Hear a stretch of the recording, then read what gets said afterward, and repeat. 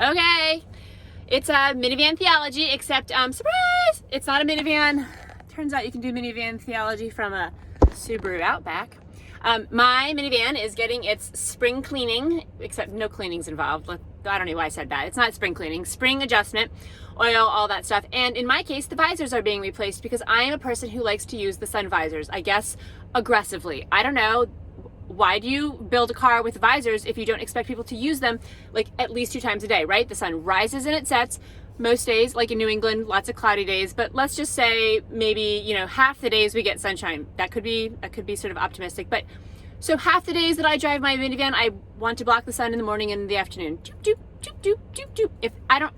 If that's not what the visors were designed for, then I don't understand, because it's not like they're attractive. I mean, they hold my sunglasses, like, well, what else? They're there to block the sun.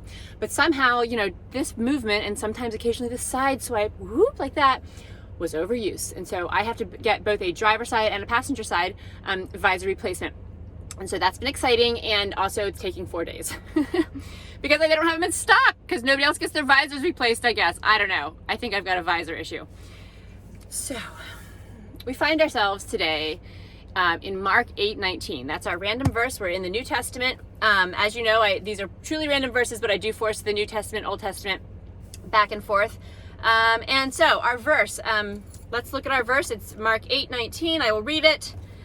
And it says, "When I broke the 5 loaves for the 5,000, how many baskets full of broken pieces did you take up? And they said to him, 12.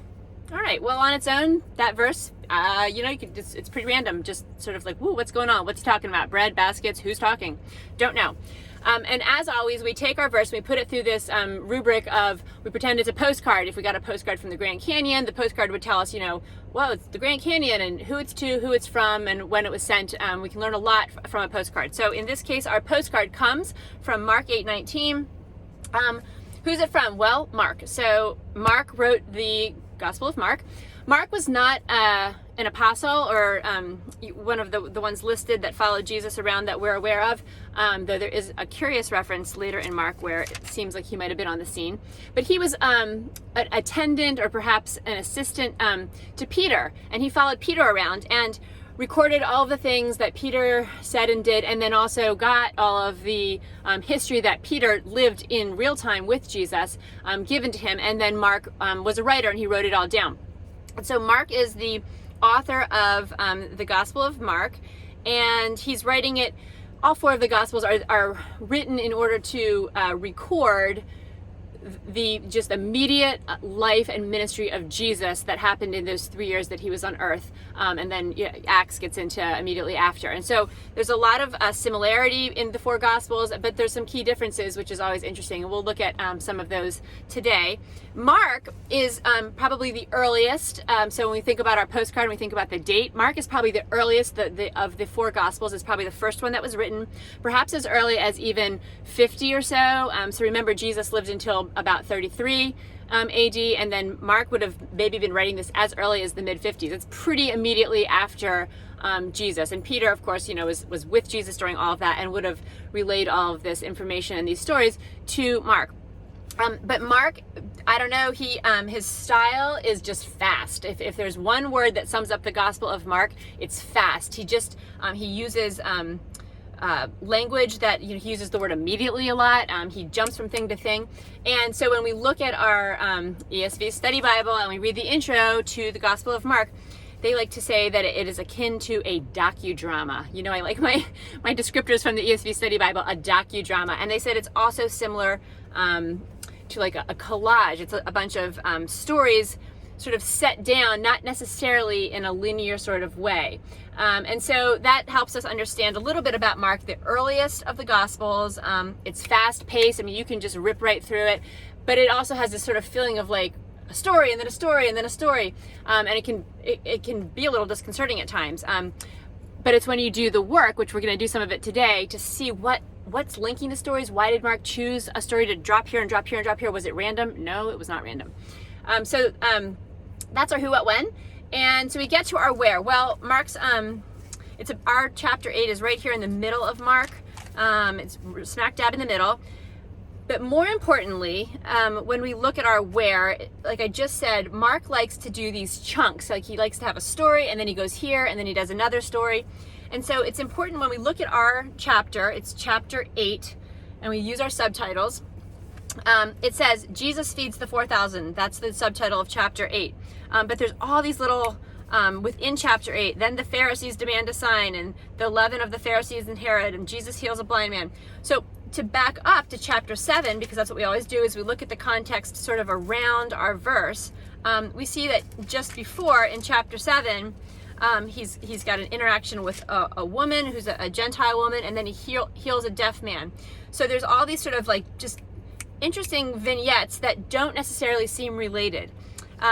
Our particular verse here in chapter 8 is kind of, again, chapter 8's in the middle of Mark. Our verse is kind of in the middle of chapter 8. It's Jesus who is talking in our verse, and he's talking to his disciples, and he's asking them to relay what they saw when Jesus fed here in chapter 8.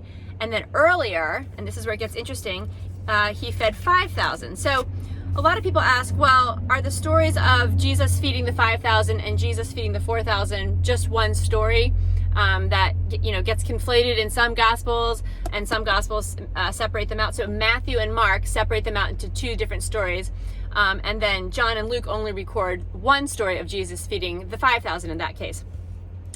So no, probably this is two different incidents, and there's just a lot of differences between the two stories of Jesus feeding the 5,000 and Jesus feeding the 4,000. If you go through, Jesus feeding the 5,000 is in chapter 6, and I'm not going to go through all of this because it can get pretty complicated and detailed, but there's differences in the crowd size, there's differences in the number of loaves and the number of fish, there's differences in the kind of baskets being used and how much was collected afterwards, but most importantly, there's what Jesus himself says. So when we get to our verse here in 19,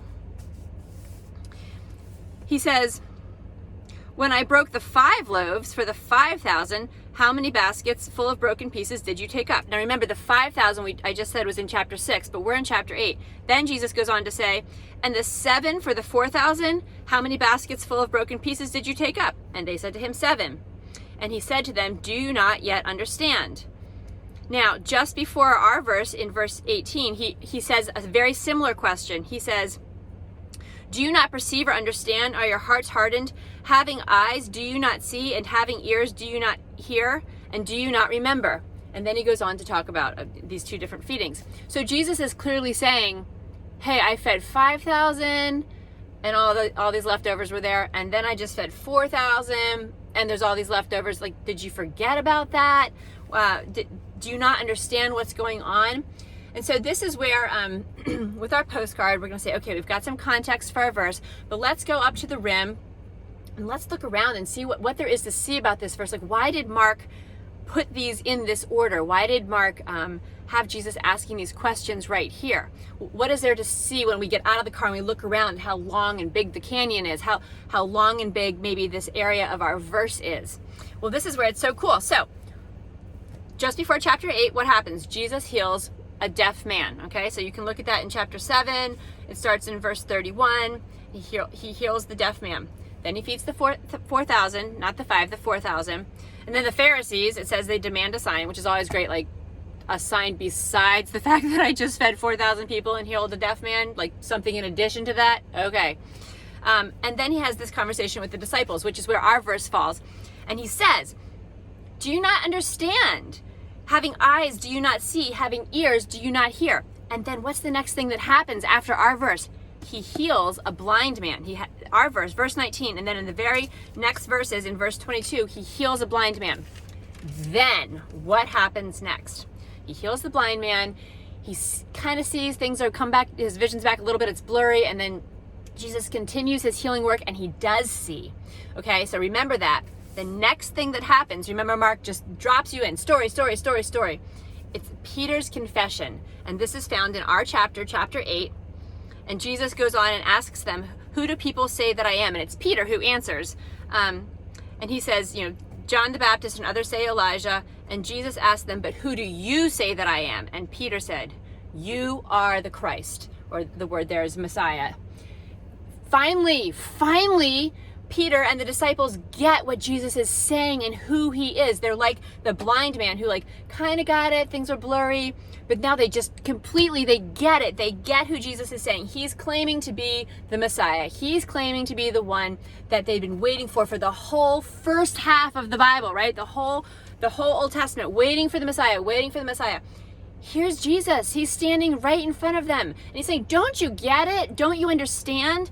And finally, Peter gets it. So think about what the sequencing is here. You've got somebody who's deaf, they can't hear. Then Jesus does this incredible work for the second time. He feeds 4,000 people. And then he has this conversation like, guys, don't you get it? And he says, having eyes, do you not see? Having ears, do you not hear? Then goes on to heal a blind man. So he physically can't, the deaf man physically can't hear, and then he can hear. The blind man physically can't see, and then he can see. And then Peter's heart and the disciples, they don't understand who Jesus is, and then finally they do. They get it. They don't understand like maybe what it means that he's the Messiah in terms of like what's going to happen with the resurrection, and here we are 2,000 years later, but they get that he's claiming to be the Messiah in this moment. And in the middle of this, where our verse is, when he's saying, don't you get it? Do you not understand? When he says, having eyes, do you not see? And having ears, do you not hear? All right, hang on. We're going to go for our hike down into the canyon. You know I love this part. Check out the references on the side. The little guys over here, the little cross references, the teeny tiny fonts. Verse 18, having eyes do you not see, and having ears do you not hear. Where's that a quote from? Well, I'm so glad you asked. It is a quote from Jeremiah 5:21. And of course I've got my super fancy bookmark for that. Ta-da! Paper towel. Jeremiah 5:21. This is when God is talking to the people and telling them, you've forsaken me and served foreign gods in your land, so you shall serve foreigners in a land that is not yours. Declare this in the house of Judah, proclaim it in Judah. Hear this, O foolish and senseless people, who have eyes but do not see, who have ears but do not hear. Jesus in Mark is quoting what God says through the prophet Jeremiah in the Old Testament to the people of Israel. He was saying, don't you get it? I am your God, and you're following these pagan gods. You're following these sovereign foreign gods in your land, in your own land. You're following these idols.